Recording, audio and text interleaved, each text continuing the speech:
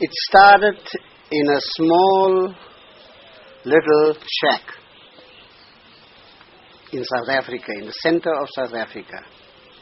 And it started a year before the Second World War. It started when South Africa was preparing itself to transform the country into a colony of Nazi Germany. It was at a time when the leading experts, the architects of apartheid, just returned from Germany.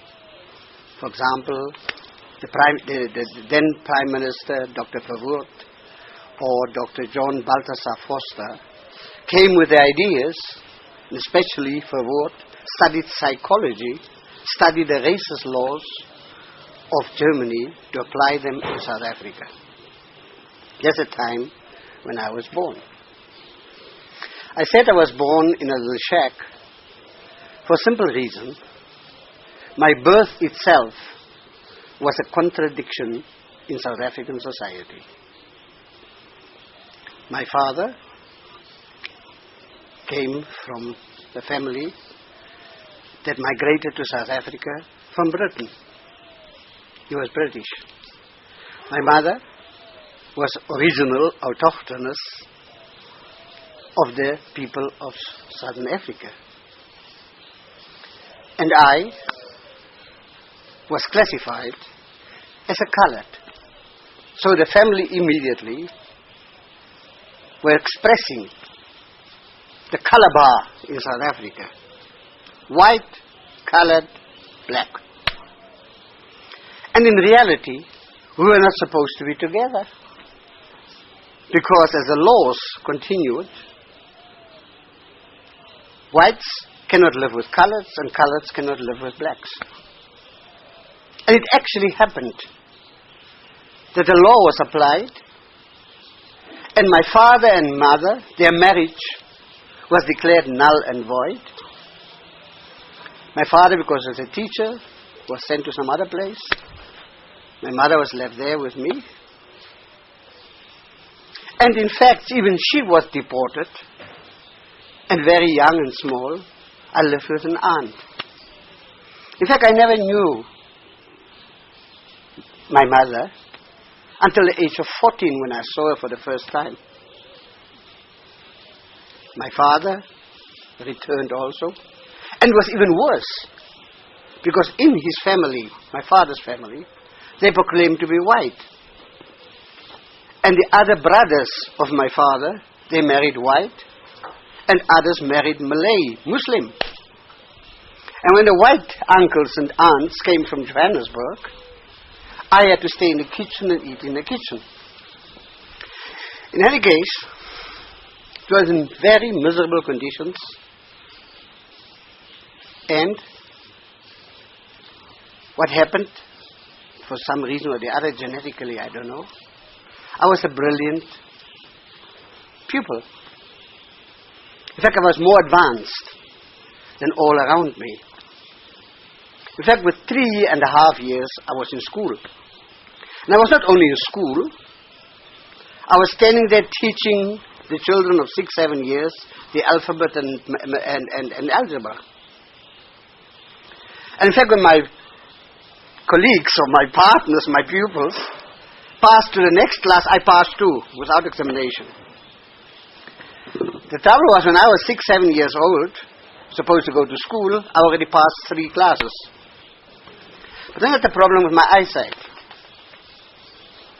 And they told me then, you cannot continue using your eyesight. You're going to get blind.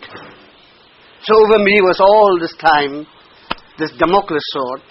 If I read, if I study, my bad eyesight, I'll be blind soon. So they took me out of school. When my uncles and aunts came from Johannesburg and brought some papers or newspapers or something like that, or where I could find a piece of paper or book, I was reading. Of course, I was forbidden to read. Under the blankets with a torch, I was studying, that you couldn't see at night that I'm reading. So, this was somehow the situation. And I wanted to study. What was my job? I was tending cattle with the small boys, the black boys, together there on the field in the campo. And I was lying there and looking at the sky, seeing the white sky, the blue sky and the white clouds. And I was dreaming.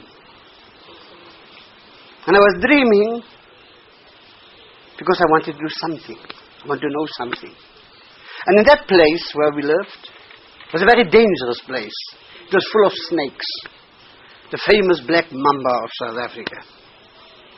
And many a time my little friends were bitten by a snake. In 15 minutes they were dead. I wanted to become a doctor.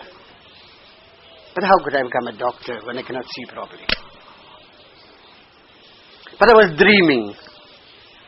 Then something interesting happens. You see how things that one criticizes can have the opposite effect. My parents belonged to the Anglican Church. My grandfather changed. He was sort of the oligarch of the area. He changed to Roman Catholicism and dictated that all his workers and his family should become Roman Catholic. So a priest came from a missionary school and he held the Holy Mass for us there. And of course, this brilliant boy, because in those days, the Holy Mass was held in Latin. I was the only one I could understand and learn Latin. Without really knowing what I was saying, I became an altar boy. Right? I had to learn all those things. Even today I remember them. Dominus foviscum et cum spiritu tuo et in terra pax omnibus tantum erga sacramentum Padre et Filio Spiritus Sancto mea culpa, mea maxima culpa. That's what I was doing there at the age of 10, 11, 12. And I was very, very religious because the whole atmosphere was religious, the whole family. I believed in God. But I wanted to be a good boy. Yeah, exactly the thing again. I was trying to be more Catholic than the Catholics themselves. This father that came there saw me and said, look here, I'm going to take the little boy to my mission school. There's a future missionary, a future priest. I was very happy. I went to the school. Then they taught me to pray about 20 times a day. For 4, 5 years. I prayed so much that I don't need any prayers anymore. But then I saw